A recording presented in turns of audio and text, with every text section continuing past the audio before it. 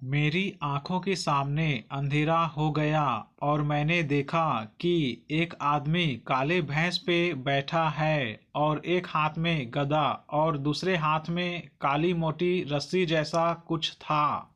उसी समय मैंने मेरे बजरंगबली को याद किया और उनसे कहा कि जो आदमी भैंस पे है मैं उनके साथ नहीं जाऊंगा, मुझे अपने जीवन में बहुत कुछ करना है। जय श्री राम। जय हनुमान।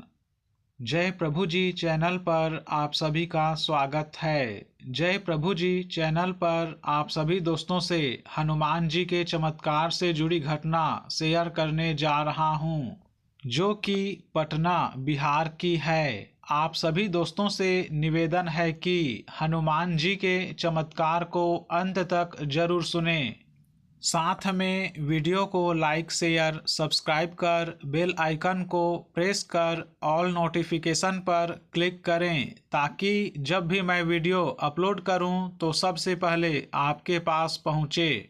मेरा नाम सुनील गुप्ता है। मेरी उम्र 31 साल है और मैं फ़िलहाल दिल्ली में रहता हूं। पर जो बात मैं आप सभी के साथ शेयर करना चाहता हूं वो मेरे जन्म स्थान से जुड़ी हुई है, जो पटना बिहार की है। मुझे बचपन से ही बजरंगबली से लगाव है। ऐसा लगता है कि बजरंगबली से मेरा रिश्ता बहुत पुराना है। मैं 4 साल का था तब से उनकी पूजा करता और श्री हनुमान चालीसा भी पढ़ता था। मैं चल नहीं सकता, इसलिए मैं एक छोटी सी श्री हनुमान जी की मूर्ति को अपने पास रखता था और नित्य पूजा करता था। मुझे रोते हुए नहीं देख सकते मेरे बजरंगबली, इसलिए सपने में आकर कभी खेलते तो कभी गोद में बैठाकर फल खिलाते। अपाहिज होने की वजह से मेरा कोई दोस्त नहीं था, जिसके कारण मैं उदास रहता था। मुझे ठीक से याद नहीं, पर एक दिन मेरे बजरंगबली मेरे सपने में आए और बोले, मैं हूँ ना, मैं तुम्हारा दोस्त बनूंगा। तब से मैं उन्हें अपना दोस्त मानता हूँ, प्यार करता हूँ, झगड़ता हूँ, अपना बर्थडे भूल जाऊँ पर उनका बर्थडे मनाता हूँ। ये बात 2002 की है। मैं जब 15 साल का था तब बोर्ड के एग्ज़ाम की तैयारी कर रहा था। दिन रात बस पढ़ाई करता था, ना खाने पीने का होश रहता, बस तैयारी में लगा रहता। एक दिन मैं अपने स्टडी रूम वाले कमरे में था। उस दिन मैं पढ़ते पढ़ते सोफे पे सो गया। करीब 12 बजे रात को कुछ अजीब आवाज़ आई और मैं सोफे से गिर गया। मैंने मेरी माँ और भाई को बुलाया। उन्होंने मुझे उठाकर बेड पे बैठा दिया और माँ साथ में सो गई। कुछ दिनों बाद मुझे अचानक बुखार आ गया और खांसी भी। मैंने ध्यान नहीं दिया क्योंकि मेरे एग्ज़ाम आने को थे। बस पढ़ता गया, लेकिन ज़्यादा बीमार होने की वजह से माँ बोली, एक बार डॉक्टर को दिखा लो। मेरे साथ वाले घर पर ही डॉक्टर का क्लिनिक था। वो रेंट पे रहते थे। वहाँ मैंने उन्हें दिखाया, उन्होंने दवा दी, लेकिन आराम नहीं मिला। कुछ दिन बाद अचानक खून की उल्टियाँ होनी शुरू हो गई। पास वाले डॉक्टर को समझ नहीं आया। फिर पापा ने उनके एक दोस्त, जो कि होम्योपैथी डॉक्टर हैं, उन्हें बुलाया। उन्होंने भी दवा दी, फिर भी कोई फर्क नहीं पड़ा। 2 हफ्ते बाद उसी डॉक्टर ने, जिसे मैंने पहले दिखाया था, वो बोले कि एक बार इसका टीबी का चेकअप कर लेते हैं। जब रिपोर्ट्स आई तो टीबी आया और वो सेकेंड स्टेज तक पहुंच गया था। मैं कुछ खा पी नहीं रहा था। कुछ अलग खाने को दिल करता क्योंकि मैं कमज़ोर हो चुका था। तो जो मन करता वही खिलाया जाता या मंगवाया जाता। कुछ दिन बीत गए और मेरी हालत बहुत ख़राब हो गई। फिर से डॉक्टर को बुलाया गया। वो बोले कि अब ये नहीं बच पाएगा। इसे गंगा जल पिलाएं और गीता सुनाएं। यह सुनकर मेरी माँ मुझे देखकर दूर जाकर रोने लगी। मैंने माँ से कहा, रोइए मत, मुझे कुछ नहीं होगा। फिर मेरी आंखों के सामने अंधेरा हो गया और मैंने देखा कि एक आदमी काले भैंस पे बैठा है और एक हाथ में गदा और दूसरे हाथ में काली मोटी रस्सी जैसा कुछ था। उसी समय मैंने मेरे बजरंगबली को याद किया और उनसे कहा कि जो आदमी भैंस पे है मैं उनके साथ नहीं जाऊंगा। मुझे अपने जीवन में बहुत कुछ करना है।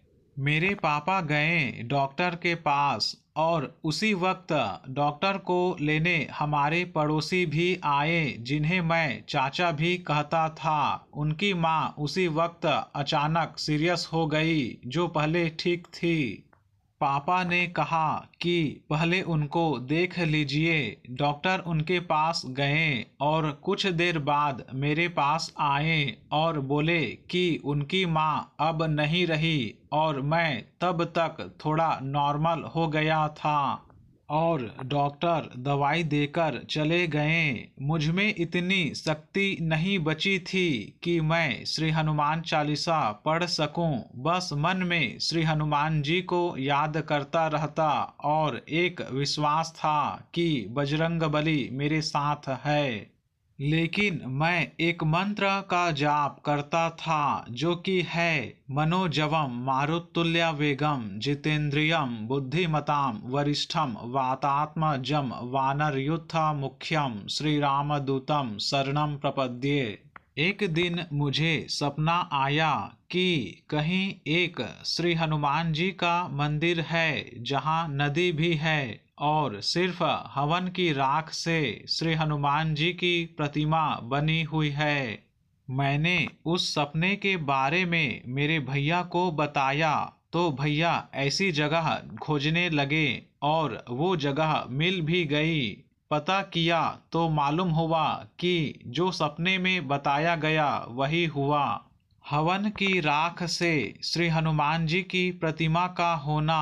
फिर मेरे पापा और भैया मुझे वहां लेकर गए।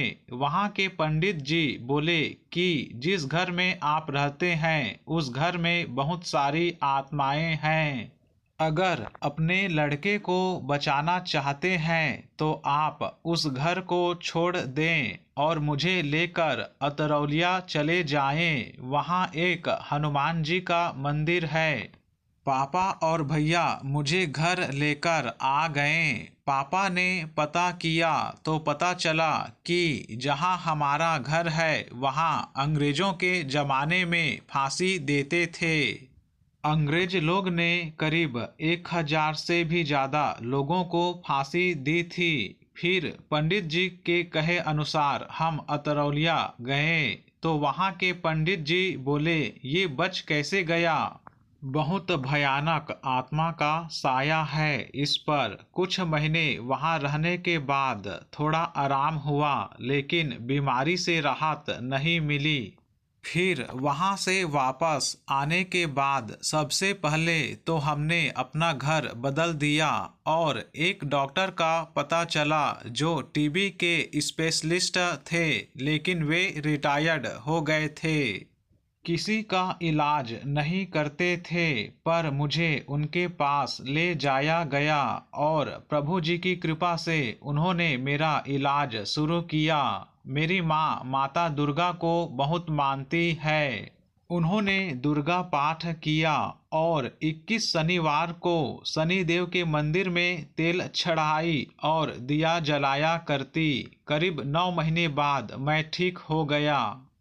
आज भी मेरे बजरंगबली मेरे साथ है और मेरी मदद करते हैं। आज मैं artist art teacher face India world record holder हूँ और मुझे दिव्यांग रत्न अवार्ड भी मिला है और करीब 200 से अधिक मेडल्स और अवार्ड्स है मेरे पास। ये सब श्री राम और मेरे बजरंगबली और माँ दुर्गा का आशीर्वाद है। आप सभी से निवेदन है कि भक्ति करो तो दिल से करो और विश्वास कीजिए सब अच्छा होगा। आज भी मैं हर रोज श्री हनुमान चालीसा पढ़ता हूँ और हर वक्त उनका ही नाम मेरी जुबान पर रहता है। बस एक बात और कहना चाहूँगा कि आए चाहे जितनी भी मुश्किल तू ना घबराना, देख के उसकी आंखों में ये कह जाना, मत टकरा तू मेरी हिम्मत से, तू चूर चूर हो जाएगा। देख के तेरी हिम्मत को मुश्किल भी सर झुकाएगा। सियावर रामचंद्र भगवान की जय, पवन सुता हनुमान की जय। जय जय श्री राम।